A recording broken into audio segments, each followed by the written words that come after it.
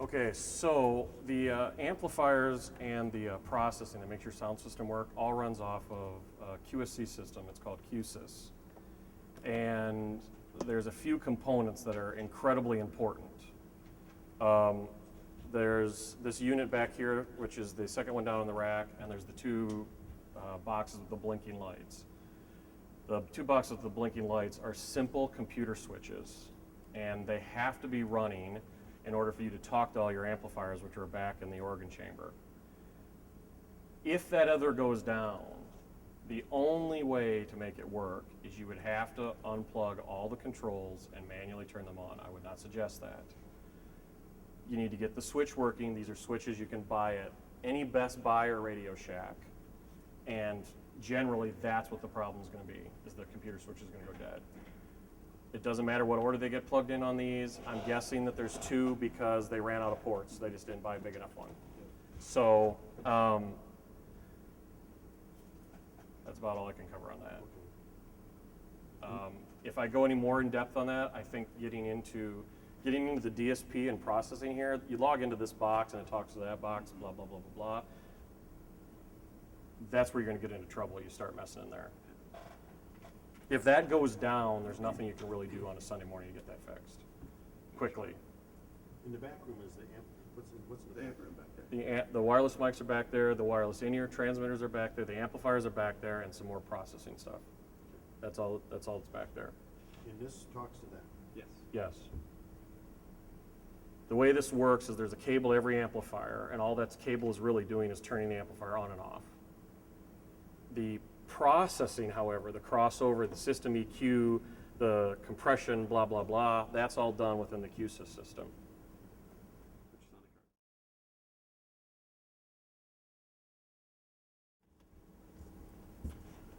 Okay, so on a analog console, there's an individual strip for every channel, and it has the EQ and the gain and all the aux on every channel. Digital console does not. You have to actually tell it which one. You have a section right here that has all the channel information. So that's the gain and EQs and aux sends. And then but you have to tell it which one you're adjusting. And that's simple by pushing one of these blue buttons on top of any channel, any stereo channel. That would also include any of the main left-right output channels. As you hit these, the screen will change and bring up different things.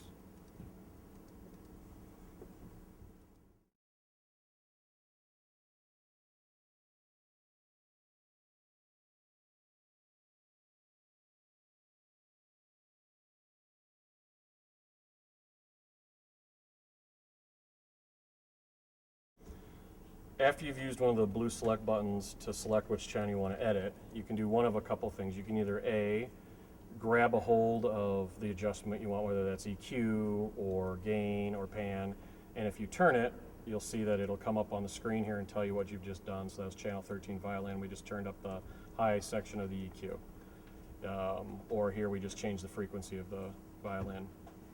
Or you can push any of these buttons. Just a simple push will actually bring up the violin channel and will show you every setting for that channel. By picking another channel, it'll change here. The chorus, you see the EQ changed. It also changed the compressor setting and a few other things we'll get into. No, I mean, you said you needed. You can hit any button right here. It'll bring up any button. So if I hit this button, it's going to bring up that screen. Okay, any button. If I hit this button, it's still going to bring up that screen. It brings up the same screen, right? It takes you, anything you hit here, anything you push, takes you straight to that channel that you've selected. Okay. It's all channel specific. It's channel specific. It's wherever, and that could be, if you have one of the main left-right selected, it's going to take you to that screen, but you see you have less things to choose from. What'd you say? If you have, this is your master output. If you have that selected, same thing's got a blue button. That has this on here, which is different than if I select this channel. Because there's different things I can do. For instance, there's not two dynamics engines on the left-right, there's only one. Okay. So any button does it. Any button. Now, before we start recording again, there's other things I can, are you still recording? That's fine. There's other things you can do, depending on where you are as an operator. I'm an old analog guy. I like to see everything like it's analog, but I got to get to it real fast. So I try to not have to hit 20 buttons. If I want to get in depth on the EQ, once you're at this screen, I can hit any one of these EQ buttons again, and it'll actually bring you right into the EQ window. If you want to turn it off, you hit any one of the EQ buttons and it takes you back to the main screen. On the EQ, you have a few settings on the EQ. You can set both the gain, so how much you're adding or decreasing. An individual frequency, you can set what frequency you're increasing or decreasing, and you can set the Q, which is the width that you're turning up the frequency up and down. And if you, as you see on the EQ, as I'm turning something up and down, if I increase the Q, it changes how wide the scoop is. Sometimes that's helpful if you're trying to get feedback out and you want a specific frequency. On your EQ, you actually have 4 bands. You can use those in different ways. You can set them up so it's a 4-band, fully parametric EQ, which what that means is you have the ability, like I talked about before, to turn the gain up, turn the frequency of what you're turning the gain up, and turn the width of the frequency, how much of the frequency it grabs. That is a fully parametric EQ by definition. You also have what's called a shelf or a high pass or low pass filter, or it's called lots of things. You not only have a section here, which is the HPF, which is a high pass filter, but you can actually use the very top and the very bottom sections of these EQs. The EQ section is the same thing.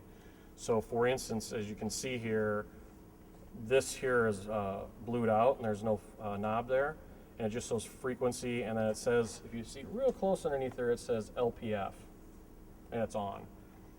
If I'm turning that on and off, you can see it's just coming on and off, and I can adjust where the frequency is. Excuse me, it is literally a low pass filter right there. I can actually set this down here as another high pass filter.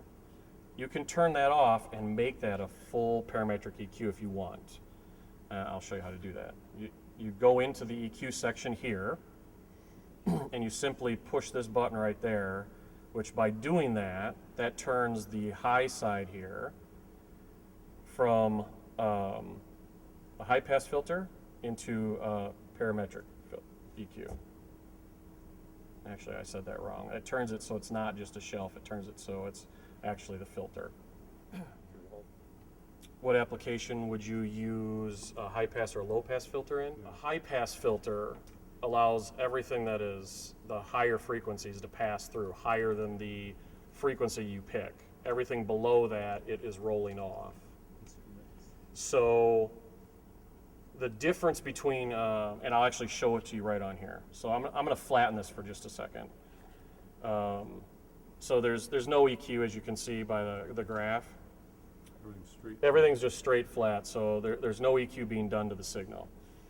If I turn up EQ setting, where I will pick the frequency, I select the gain, and I select how wide it is, that's literally grabbing one frequency. The difference would be for a high pass or low pass filter, I'll turn in the high one because we have this one on here. If I turn the low pass on, which is now going to be decreasing the high frequencies here, it is literally, as you can see, everything below that frequency, everything above that frequency is being cut. I can't set just a section. It is literally just a chop off, if you will. Okay?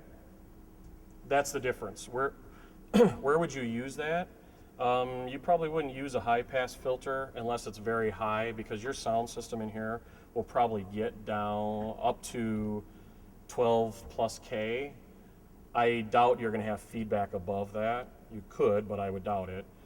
Where you'd use it the most sound applications is you use the high pass filter, which is the low stuff. So if you had subs in here, I wouldn't want the vocal microphones going to the subs unless you have a bass singer. There's no reason. So you'd always turn that up, because that's where you'll get rid of some popping of P's and some weird stuff that can go out of people's voice. Same with like an acoustic guitar generally does not go to a sub, or a rack tom does not go to a sub. A floor tom would, but a rack tom wouldn't, or a snare would never go to a sub. So you can use that to control where the frequencies are going, or control where the signal's going. The other thing you have on here is you have a high-pass filter, which is right above the EQ. It's also right above the EQ here. You have to turn that on this console, which there's an on button right there. And as you can see, I just turned it on. There it is. There it is. It's the same thing we just described. And you can scan the frequencies up and down where you want that to roll off. As a general starting point, I would say 80 to 100 is where the starting point that would be. Each sound system's a little different, but 80 is kind of middle of the road. All right? There's a high pass filter. As the high pass filter. Generally, most people cross subs at 80 and below. That is not a rule, but it's a generality. That's where it usually is at, around there. Okay?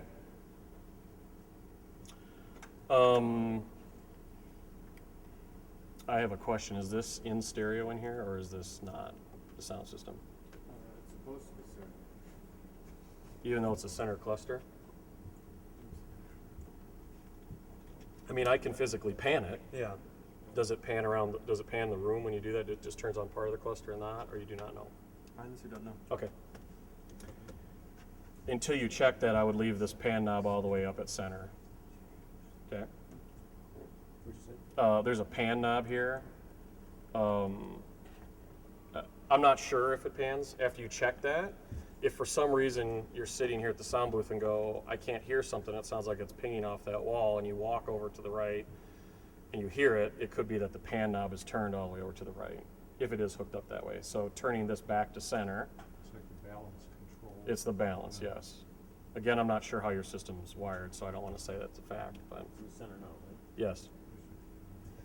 And right now it looks like you have everything's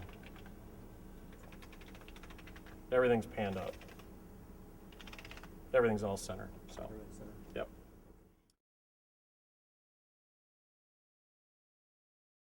Same thing would be if you're, if you want to get into the gain real quick, which is where you're going to have your gain, your routing, phantom power. That's all right here where it says HA. If I hit that, it's going to bring up the gain screen. That's got my phantom power right here. It's got the gain right here. It's got phasing, which I'm guessing you're not using here. And I can immediately go to the routing screen, which we'll talk about in a little bit. When I'm done with making those adjustments, maybe it's as simple as turning phantom power on. I just hit it. I can hit that again, and I'm back to where I was on the console. So it's real quick, in and out. Phantom power is for a wired microphone that's a condenser microphone. It needs to have a voltage to actually make it work. I would guess just by looking at it, the only thing you have in here is your choir mics. Is that it, or is there anything else? We have some wired ones. That need it too. It's specific to the microphone. So this is also great if you're going to adjust the compressors. Right here, you only have one dynamics button, which is the threshold by default. There's far more things to adjust on a compressor than just the threshold. So if I want to get into the compressor real quick, for instance, let's say I'm on my subgroup screen here and I want to adjust the compressor on channel 16, I can select 16, and if I push this twice, 1, 2, I'm into my compressor screen right there. So now I can get to everything. I can get to the attack, I can get at the compression ratio. Everything I want is right there, and when I'm done, I can hit that again and I'm just back to running sound. Think of a compressor and sound as it's an electronic device that takes the signal that's coming into it and restricts it. So it compresses it down. Where that would be useful, a kick drum. If you have a really heavy drummer that has got a lot of dynamics, and when he really hits it, it is really, really loud. You don't want him to have that much dynamic range. You can limit his dynamic range. You can also do that with a singer. Another great place on a vocal microphone. You got a singer that is all over the map, and they don't actually work the mic when they're singing, and you need to kind of keep them a little better control because you've got another singer down the road that barely sings at all. You have to be very careful, however, because compressors can get you into a lot of trouble If you use them incorrectly, it can make everything sound squashed and compressed, and that's not a sound you want to listen to. It basically sounds like you got your hand over your mouth. What's the difference between a compressor and a filter? Well, a compressor technically is a filter. Okay, right, An EQ is technically a filter. Anything that the sound is running through and does something, that would be a filter. The other thing you have is, and I'm going to pick one of your choir channels, you have on this top dynamic section, you have some gates turned on. So we'll talk about what a gate is. A gate is exactly what it sounds like, only for audio. Think of a fence that has a gate on it. It just opens and closes, and when it's open, it allows people to walk through it. When it's closed, it doesn't. It does the exact same thing for audio. When it's open, the audio flows through it with no hindrances whatsoever. When it's closed, the audio does not pass through. What you would use that for generally, choir mic would actually be a great place. You could use that on, in the old days, before sound systems got real complicated, everybody would use them on rack toms, where the drummer would be playing the snare drum, but you don't want all those other mics open and on all the time, because then you have feedback problems. So you only want the mic to be on when the drummer hits the tom or when the choir is actually singing. So what happens is you set the threshold, much like you would with the compressor. You set it to a certain, not frequency, but a certain volume level, if you will, that when it gets above such a point, it opens the gate up and lets the sound go through. And when it gets below such a point, it shuts the gate and no sound goes through. Does that make sense? Do we have that on the choir mics now? You do. So it doesn't clip or anything, that's a pretty cool feature. So it just, when it's quiet, there's nothing, and it stops all the background noise. Correct. So if it starts doing something, then it lets everything through. That's correct. So we can put that in any mic? You can, however, here's the downfalls to a gate. With the gate, on your console, you have all the bells and whistles. So you can set not only when the gate opens and closes, you can also set how fast it opens and closes. You can also set how long it stays open when the volume gets too low, and then how quick it closes. Now, that is actually, certain sound guys, that's fantastic for, because you can really dial in when the tom is going to go, or when the choir mic's going to hit. Where you have to be careful for that is if you set that threshold too high, specifically on a choir, and they're singing real soft, the gate's not going to open. And if you set that gate to open too slow, it's going to come open too slow, and you'll hear the mic ramp up, and that is not what you want to hear. So generally what I suggest to churches is set the attack. So the attack is the open, the decay is how it closes, and the hold is how long it stays before it starts to close. So I just set your attack exactly how you have this one set, as quick as possible, which is right here. So you want it as soon as it hits the threshold, it immediately goes open.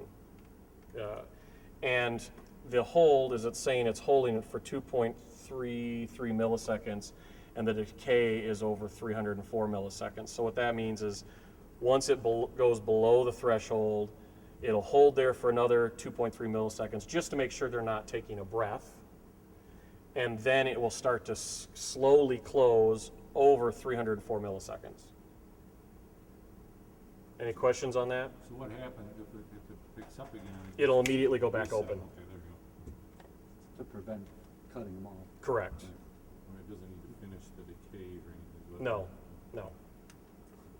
The question is what happens if it hits again as it's going down. It'll immediately go back up. Does that make sense? Any questions? I would suggest not messing with it if you don't know what it is. That's something, once you get more comfortable with the console, then you get into that. Okay? Thing to remember about digital consoles, you guys actually have a fantastic choice in digital consoles. It's very easy to use for an analog sound guy. The problem with digital consoles is they do everything. So you can get into everything.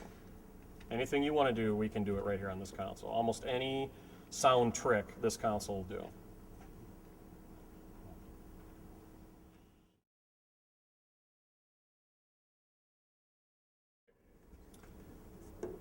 If you want to adjust the floor monitors or the wireless in-ears, that's going to be right here in this section to the left of the EQ. Same general premise. Whatever channel you selected, whatever blue button you've pushed, when you adjust one of these mixes, they're called on this console, it's going to adjust for that channel. Now you have, on here, you have 2 floor mixes, which are mixes 1 and 2 up here. And then you have a bunch of stereo in-ear monitors. So for mix 1 and 2, when I turn the knob up and down, let me go back to a channel view here. When I turn the knob up and down, it's literally just turning the level up and down to that output, okay? For 1 and 2.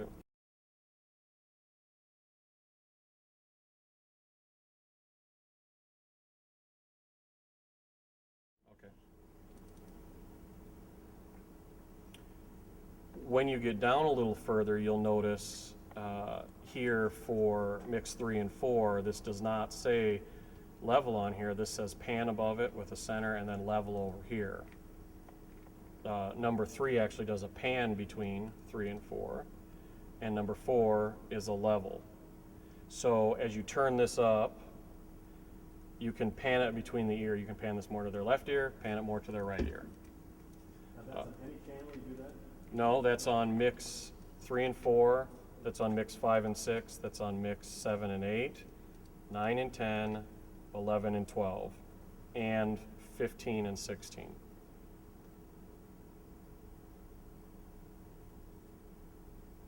Any questions on that? Yeah, what are those numbers? I don't know. The dials are numbered on there. Yeah. Names on The labels for the mixes are either A, labeled right here on the side on this yellow tape, or B, when you pull them up in the center section, which we're going to talk about here in a little bit, they will show up right here across the bottom. So mix 1 is the choir, mix 2 is the floor, mix 3 and 4 are Becky, mix 5 says rhythm, mix 7 says Vox, so I'm assuming that's a vocal mix, and 9 and 10 is another vocal mix, 11 and 12 is a guitar, and 13 and 14 is labeled choir, but we don't believe you're using that right now. So for instance, the choir is on mix 1, the floor monitors are on mix 2, but Becky has mix 3 and 4. So she has a left and a right. So one is pan, one is gain, one is increase and decrease. If you can see this right here. Oh, hang on a second. Okay, do it again. So what this is showing right here is I turn this up, it's turning up both of her outputs, here and here, and this is panning both of them. Okay. So it's panning more to the left, more to the right. Okay, keep panning for me.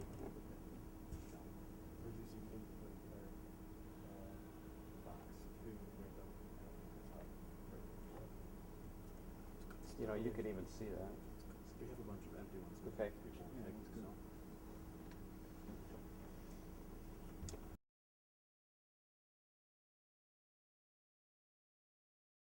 All right. Now, there's another function on here that you can copy and paste entire channels or parts of channels. So we're talk about a few things. One, we're going to talk about how to copy and paste EQs.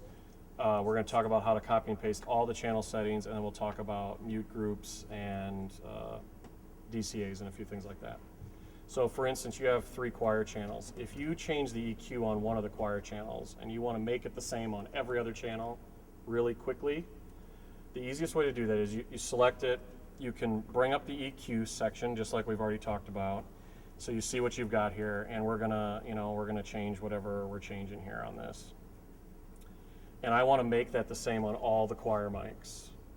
You can simply use the copy button right at the top here. Okay, hold it. Yes. Keep going. Yeah.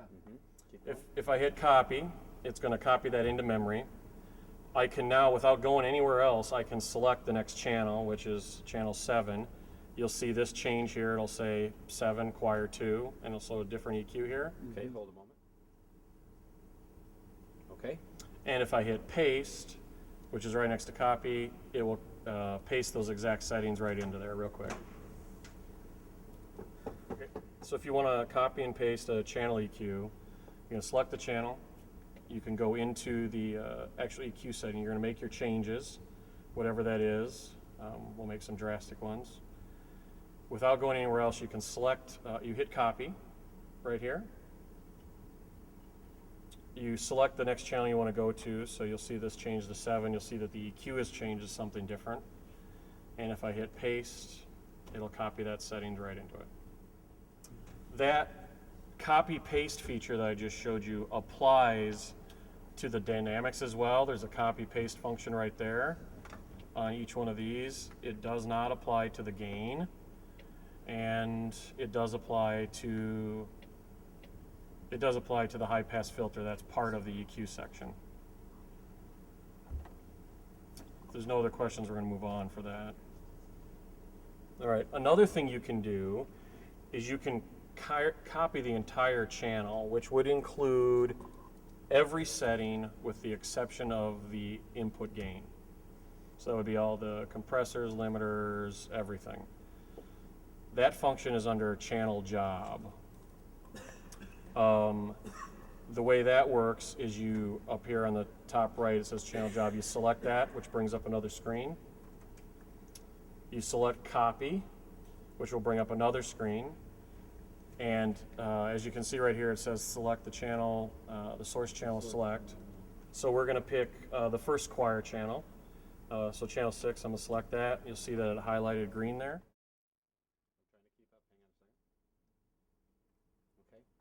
And then it changes here and says select the destination channels.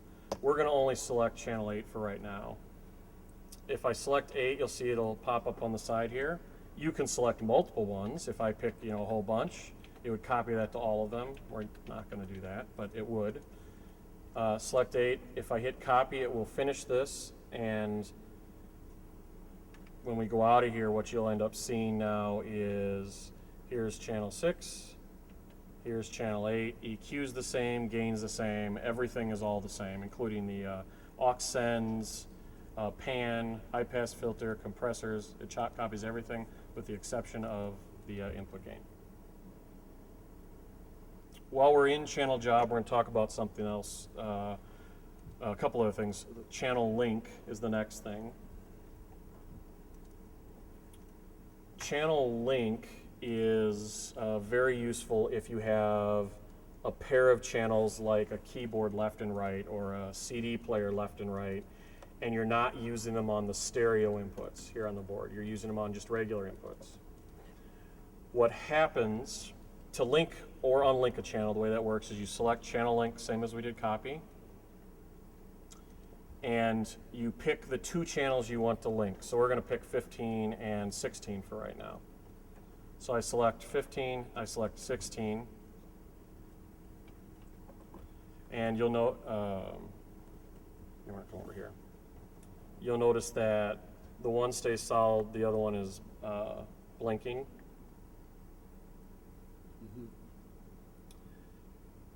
That's all you have to do to link them. If we close out of here, I'm going to show you what happens now. Now, when I adjust either channel, you'll see that the faders are tracking. They're both moving at the same time. If I adjust EQ on one channel, it's going to track. Pan is going to track. Everything's going to track unless you tell it not to. Okay? Yeah. To unlink something, if it gets done and you don't want it, it's the same function in reverse. You're going to select channel job, you're going to select channel link, and you're going to select both of the channels you want to unlink at the same time. You'll notice it goes away, only one's lit and the other one is not blinking right now. So when a channel's linked, it will blink. When a channel's linked, it will blink. So when I go back out of here, now 16 only is by itself, 15 is only by itself. All right. Also within channel job, there's 2 other very important functions that you can set up on this console. One is the routing to the DCA groups, and 2 is the routing to the mute groups. To the what group? Mute groups. Mute group. What's the DCA again? I'm going to come back to DCAs. We're going to do mute groups first, and then we'll talk about DCAs with the whole section. The mute group is you have them set up and pre-programmed on here on these user-defined keys. They're labeled praise team, PT, mute, choir, servant, floor, choir. What happens is, I'm going to come out of here. When you hit these, which there's some hit right now, when I hit them, what you'll notice is the on-off lights will start blinking. This is a real quick way for you to turn on and off groups of channels. So instead of having to hit 48 on-off switches, you can hit one button and it can shut down a selection of the channels. Those are already pre-set up on here. Some are praise team, some are the choir mics, some are, well, they're not turned on, that's why. Some are the servant song, I'm not sure where that is. Floor mon and the choir monitors mutes some of the outputs and inputs. Any questions on what those do? Now I'm going to show you how to set them up. To set them up or change them, you go back into the channel jobs, you go into the mute group, and you'll see them across here. There's 8 possible that you can use. You pick the one you want to change, which mute group 1 happens to be the praise team. Oh, okay, I see. And you'll notice here that all these are red up on the top here. Okay, so that's, when you hit that button, it's gonna automatically mute. It's all going to those automatically channels. mute those channels. If you want to add or delete anything, Okay, you simply use those same blue select buttons that we've talked about before oh, okay, to add or delete them, add or remove them. So if I wanted to add this whole section 9 through 16, I would just literally push the 9 through 16 blue buttons and they've all been added into the mute group. okay. If I want to take them out, I push the buttons again. The green lights go off of the select and they go off there.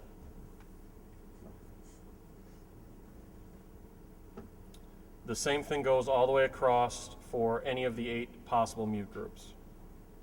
Any questions on that? And then how do you hit mute group to get out of it then, and that just saves the changes? You can hit this X here, which is right here, Okay, or you can hit this X here and it'll take you back to this section. okay. That saves it.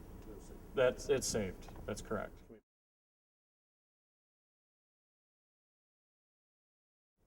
So a DCA group is different from a subgroup and a VCA, although they are generally the same principle. A subgroup on an old analog soundboard is a way that you can take a bunch of channels, turn them up and down with one fader. When you get to consoles that are 48 plus channels, which is what yours actually is, it's 40 analog plus 8 stereo. A sound guy cannot run 48 channels. Actually, yours is 48 analog plus 4 stereo, correction. Effectively, all those at the exact same time. So you'll end up with, for instance, you guys have 4 drum channels. Once I get those all set, I want the kick at a certain level, the snare at a certain level, the cymbals at a certain level. I may just want to turn all the drums down, but I don't want to have to take all 4 of those channels and try to keep them at the exact same gain or relationship to each other. Same with your choir mics. You get them all 3 set. I don't want to have to try to keep them exactly there. I want to just turn them all up and down one fader. That's where subgroups came in. You can route them to one fader. If I turn this up and down, it's the same as turning these all up and down at the exact same time. Okay? VCAs came in, and then DCAs after that. This console has DCAs because this is a digital console, and there is no voltage, which is a VCA is a voltage control amplifier. A DCA is a, as I recall, it's a digital control amplifier is the term they're using now.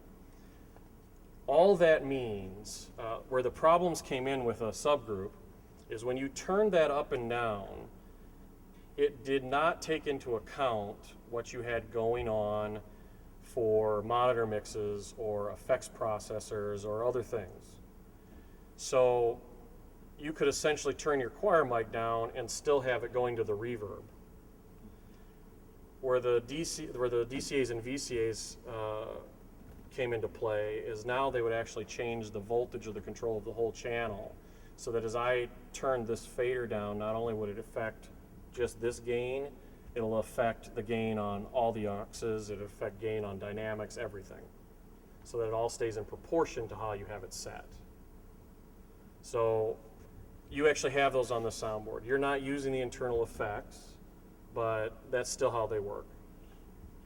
Right now, you have a few DCAs set up. It looks like there's 4. Is that correct? Yeah. You're only we using- use them on the you're only- first two of them, though. You're only using these, the first 2? Usually, yeah. Okay. So you have one set up as the praise team, one set as vocals, and then one set as servant song and drums, which you're not currently using. Is that correct? Okay. So the way these work, same thing like the mute groups. You can assign multiple channels, and you can pull them into this fader bank here, dead center, and be able to turn things up and down, multiple channels up and down with one fader, which makes it a lot easier. You don't have to reach as far either. So if I want to turn the praise team down, I grab this, and the praise team is going to turn down a whole bunch of channels, which let's look at where that is so you can see what that is. To assign those and look at them, that's back in the channel job where we were just at. And instead of going to mute groups, we're going to go to DCA groups. DCA group number 1, which we have right here, which is labeled praise team, you can see that it's got 17 through 24 and 25. So 17 through 25, and it looks like channel 39 are all routed to that group. The second group has channels 26 through 32. If I turn this fader down, it will turn down 26, 27, 28, 29, 30, 31, and 32, all simultaneously. But it doesn't physically move the slider. It does not physically move the faders. The way to assign things and unassign them is exactly the same way as a mute group. Once you get into this, you've selected DCA Group 2. You use the blue select button. If I wanted to add, let's say, channels 9, 10, and 11, I'd select 9, 10, and 11, and it'll pop up. If I want to turn them off, same thing, I unselect them by hitting the blue select buttons. Any questions on that? To get out of this, same thing, you can hit the close button here, the X button here, or the X button here on channel job. Okay, but now, Yes, sir. if that's not set up in that channel now, I mean, and it's number 1 slider now, how do you? We're going to talk about how to change these you mean change what these faders So do? you decide now I want to turn the praise team down, all at once. Oh. I can grab this fader right here You just slide it down. and slide it That down. does it all. That does the praise team, the entire As praise long team. as you want to, what did you hit to make that DCA? I'm going to show you, I'm going to talk about this right now, right here. Okay, you did something there to bring those over. Yeah, which is going to change these faders around. Okay? Right now, we're just using mute groups instead of bringing it down. I mean, what's the difference between that and? The difference would be a mute group would turn it all the way off. And if I decide that the praise team is too loud, like for instance, pastor goes up to talk and they're just blaring, I can turn them all down without touching the pastor's mic. Okay? I would also suggest that as you guys get more comfortable, you have 8 groups available, I'd use them. Yeah, I don't think we've Yeah. ever. Dylan, we've never. How many mute groups are there? I use DCA groups. There's 8. of those, or? There's Yeah, 8 those also. mute groups available So we're too. using all of those, or? No. No, we're Only just using using four. the drums, and then there's an instrument one and a vocal one. For the mute groups? For the Oh, mute for group, groups, no. for the mute groups, I wouldn't go crazy with those because you'll get yourself in trouble. I do, like band. I'm not sure how this church is, but usually if somebody's going to play under the pastor, it's either going to be an organ or an acoustic or a piano keys. It's generally not going to be a drummer or a bass guitar player or something. So like band would be everybody except those musicians that might play at the end. That's a And then I put like all the vocals on one. And then pastor's mic, I probably would not put on a mute group because I don't want to accidentally hit it. But you may want to have like all your tracks, like the CD tape, video, all that stuff. That may be a mute group to kill all that stuff. The choir could be a mute group. The same thing would go with DCAs. I'd separate them out further. I'd probably only have, at most, I'd maybe put drums and bass on one, and then guitars could be on one, and piano keys could be on one, vocals could be on one. Because what that does is as you're growing and as you're using more channels, let's say one week you got 6 vocal mics and I just want to turn the vocals down. I don't want to touch the whole rest of the praise band. I've got the band how I want it. I just need the vocals down or up. I can take one fader and instead of turning 1, 2, 3, 4, 5, depending on how many vocals you have, it just does the vocals. And another thing on the DCAs, as you're getting, as you're learning how to use these, actually the way I like to run sound personally, is I'll have, depending on how many drum channels, I'll have some for drums, I'll have possibly even just bass and guitars and vocals and keys and things like that. I may have something down here that would be like a pastor's mic or something, and this could be just one channel. I'll explain why in a second. And then I usually, the farthest one over to the right, number 8, I usually make that the band. And that's all the bands. So they're routed to 2 things. You can route them to more than one. Oh, I see. So you can route every instrument to one VCA, and then you can still separate them out. The reason I do that is, if I'm running sound, I set this up at Unity, I leave the band right there, I set everything I want here, and then if for some reason in the middle of service, something happens and I got to pull the whole band down, now I don't have to pull 6 faders down, which is far better than 30 faders. Right. I still want it to 1. Now I can grab this, it's the whole band. You got to remember though that you don't want to fight yourself. Generally that's up at 0. Okay. That's like that's an old sound man trick for, you got to get to it real quick, no matter what.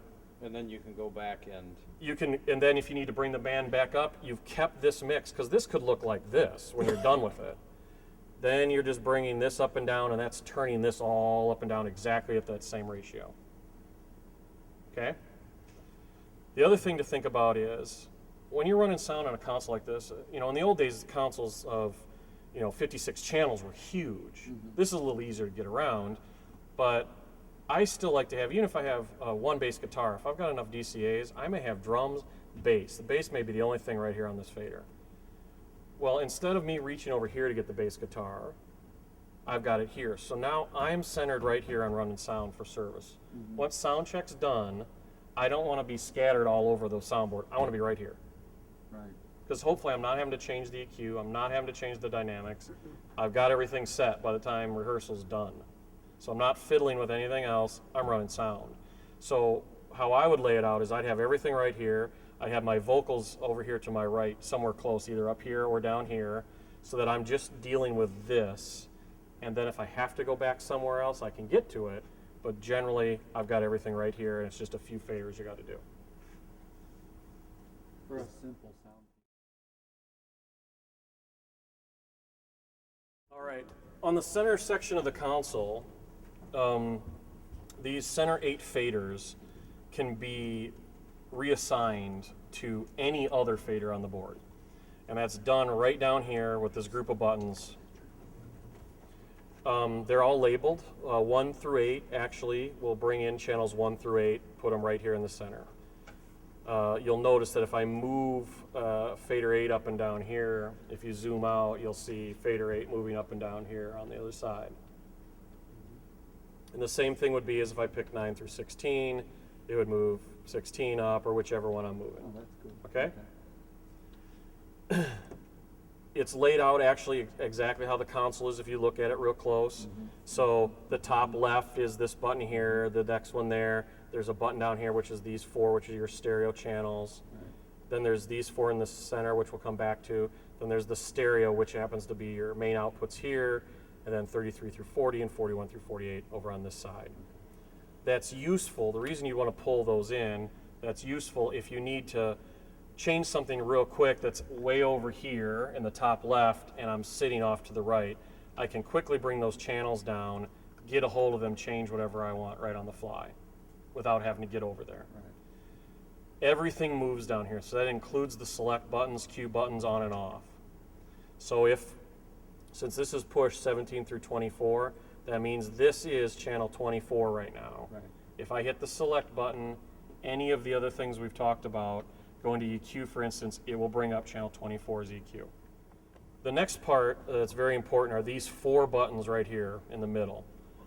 They give you the choice between your DCAs, your aux groups, your mixes 1 through 16, and your matrices.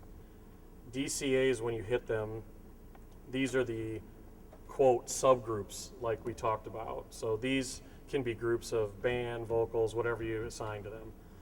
the only place you can pull up the DCAs on the soundboard are right here in the center. When I change these, they will remember where they're at. If I go to something else and then come back to them, they'll be right where I left them.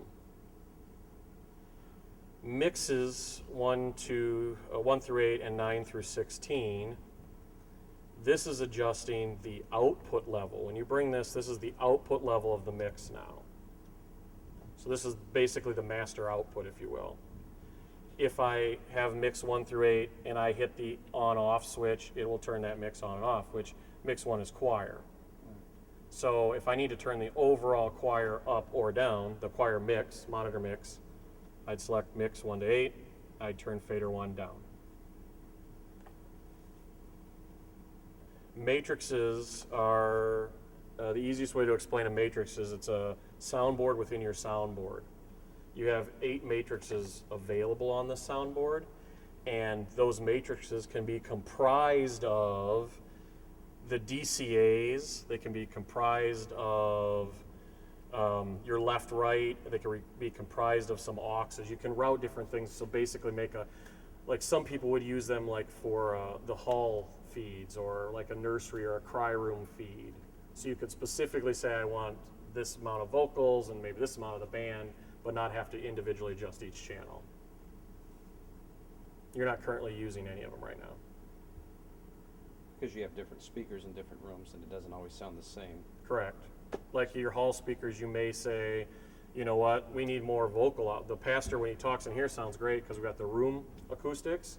The room acoustics don't take into account in the hallway, so we may need him louder out there, or we may need the snare drum louder in the halls because the room acoustics, it's loud enough in here, we barely have it turned on.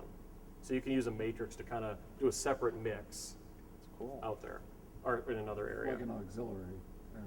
It's like an auxiliary, but it's not as flexible as an auxiliary. An auxiliary is per channel, Okay. where a matrix is going to have specific parameters you can use. You can only get into certain things on a matrix. Okay. For instance, matrix, you can route any of these mixes, any of the subgroups to them. You can route the left-right to them. You can route an aux to them.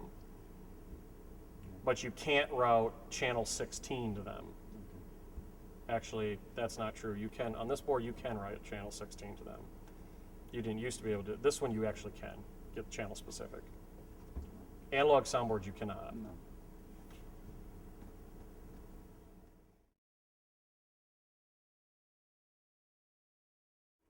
So to repatch something around, there's multiple ways to get into it.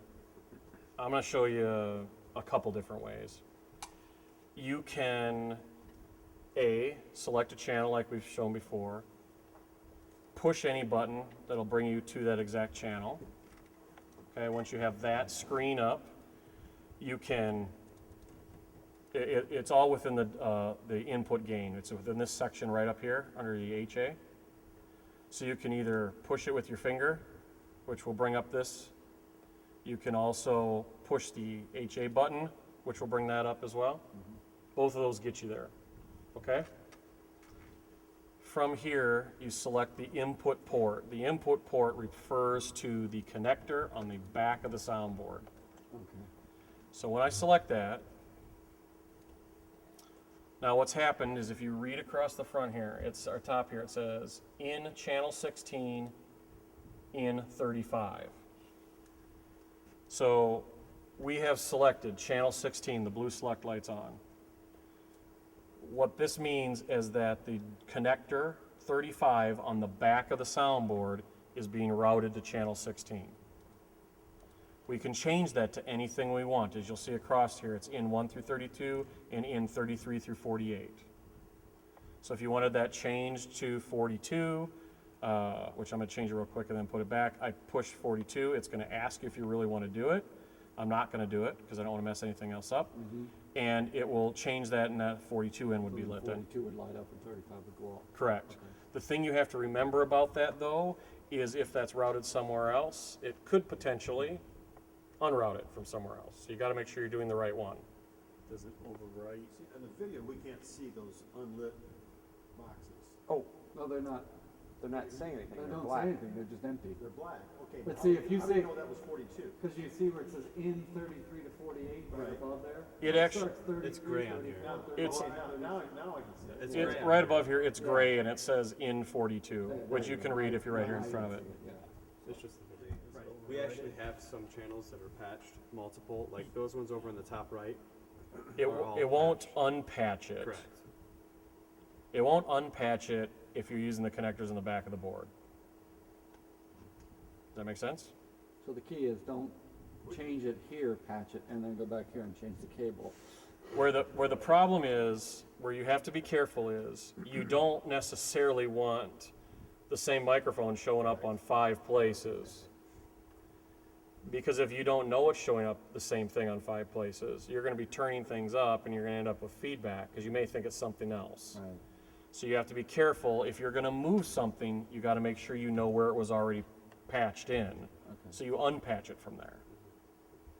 So if you would patch it to, for instance, like right here, you're changing where you're gonna patch it to 42 or whatever. Correct? When you do that, does it take it off 35 or do you have to physically take it off 35?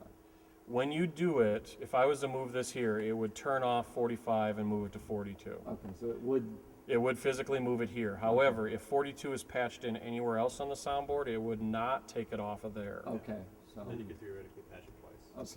okay. Or So you 3 gotta times or make 4 sure that times. where you're patching it is something that you're gonna, if it's not patched to already, or you're gonna take that and move that to somewhere else where it's not patched to already. That is correct. Okay, all right.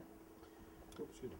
But, you know, we only, The only time you're going to need to do this is if you're rearranging the stage. Yeah. and that Right. happens, We don't do that a lot, but maybe when once. it happens, and Dylan's not here, then it really Exactly. gets scary. Right, Yeah, so you need to do this like not before service. You need to do this during the week right. during so you the can first test it, Yeah. make sure that everything's all moved Well, around where it needs to be. The question is, like you said, the way the stage is set up right now, we're all over the place, okay? Do we plan on doing that? Are we gonna change and patch it to where we want it? To get it all together, to get group Bs all together, and, you know, so we don't have 1, 2, 16? We you know? could, but I don't know how it's patched. I don't know what's what coming through here. I guess that would be easy because we have the map. Yeah, you have the map, and it'll Yeah. tell you where it, you know what I mean? So Yeah. you could physically patch group B so that 1 all of through group 6, B is in one yeah. section, you know what I mean? Yeah. And that way, we're not all over the place. Well, But it, like it would you be said- physically in one section on the connectors. Exactly. But you got to think of them as 2 separate things. Okay, The digital. It's digital, so there is a patch bay in here that you're not seeing. right. Just because the connectors are all together in a group does not mean they're going to be in a group No, on I mean, channels. because of the fact that the connectors are all over the place, which Yes. is why right now, the way we have it set up, the mics are, you know, we got mic 1, 2, 16, 20, but we could technically go in and patch them and route them, so it would be 1, 2, 3, 4, 5, 6, You could. 7, Well, so 8, we have a without digital changing patch the like that. cables at all. Right. Yeah. Yes, so we have yes, That's you what could. I'm saying, so that's what. Yes, how it is. you could. Yeah. it Digitally is. patched, that's how it is. Or Yes, add a it is. mic. Oh, it is? These are all the pricing right here. They're all Okay, so centralized. digitally it is patched Digitally, directly. it's all in order. Okay, but except for that- this is like 17. So it's- that is actually where they're plugged in on the board. Yes, so Yeah. for instance, right now, channel 17 is really channel 39 coming from the stage. which Okay. is, I don't even know. That'd be the kick on the drums. Yes, what, you're right. And then the snare It's in the back, 18 It says kick right is there. channel 25 on your snake at the stage. Yeah, see, you're looking right there and you're seeing right where Keith sits. Exactly, this is where it plugs in. Then, That's yeah, right, See where so it that's plugs where in. it Yeah. plugs in, so, okay. But see, So he just tells you what, you know, Mhm. they're marked up on there, right? Mhm. Okay. They're marked as in 1, 2, 3 because this is the box. Yeah, code. 1, 2, Yeah. 3, 20, you know, 16 or whatever. Well, the inputs up there are just 1, 2, 3, 4, 5, 6 on each box. It's 1 Okay. through 6. Oh, okay. The only way to tell what input they are is on the map. Is on the map, Yeah. okay. So that's why the map is key. Yeah. All This right. is. So we're going to talk about saving and recalling scenes as well as backing up the board. Right here in the bottom right shows what scene you're on. A scene for our conversation is all the parameters of the console that you are adjusting, that it's stored and recalled. So as you can see right here, it says scene 001. It has an E on it, and it says services. E E means that something has been edited on that scene. That is not as we had recalled it. Something's been changed. To recall a scene, store a scene, change scenes, you use these 4 keys, which are right below it. We're going to hit recall, so we're going to recall back to the way we had the settings on this board when we started. When I hit that, faders will move, everything will change behind the scenes, and the E goes away. Right. Okay? So as soon as I move a fader, that E comes back up. Okay, As soon as I change anything, I see. that E comes up. Okay. As soon as I hit recall, the fader will go back, the E will go So away. this is basically going to like default. Yes. It'd be like a default. This for the is this server. would be like a default for your So, services. yeah. You can change that. You have 300 scenes you can save. You can scroll up and down through them, and you can pick any one you want, and if there had been something saved there, you can recall it. So like wedding is one, I can recall that, and now it's going to recall the wedding setting that we had on here. Okay? Another way you can look at scenes is just by simply pushing that bottom right, it will bring up another menu. And what you'll see here on the left, you'll see that this fader is active, and now I can scroll down through all these and see the names. So if you get a bunch of them, you don't have to use the up and down arrows. This is a whole lot faster. From that point right there, let's say Easter, for instance, if I wanted to recall that, I can just hit this recall button right here, and it'll pull in the Easter blah, blah, blah, which looks like that was April 24th, 2011, that was created. So we're back to 1. If you want to get rid of it, you just push this button again, it'll go away. You can add labels and things within there just by touching them. The other thing I want to talk about is saving and backing up the soundboard. There's a USB connector right here on the right of the console. By simply inserting a jump drive into it, you'll see that the screen will automatically change here. Oh, yeah. It'll pull up a save window. If there's already current files on there, which this one happens to have, they will all come up. You can, from this place, either A, select a configuration, which we're not going to actually do, but we're going to, if you wanted to select a configuration, you could select it and hit load, and that would recopy in all the parameters from the soundboard from that file. If you wanted to save it, which we will do, we'll create a new one, you just hit save. You can type whatever file name you want. We'll just call this test for right now, and hit save. And it will export all of the scenes you have in there. It will which within the scenes are all the settings of the soundboards. It outports all your libraries. Anything that's important just got copied, and you'll see now it says test on there with today's date and the time. Awesome. Okay. I would highly suggest that these are backed up regularly and probably not stored just on a jump drive next to the soundboard. Probably not. What? I would say you can take these files and dump them into your computer or dump them somewhere else to long-term save them. Such as this computer, which is backed up online.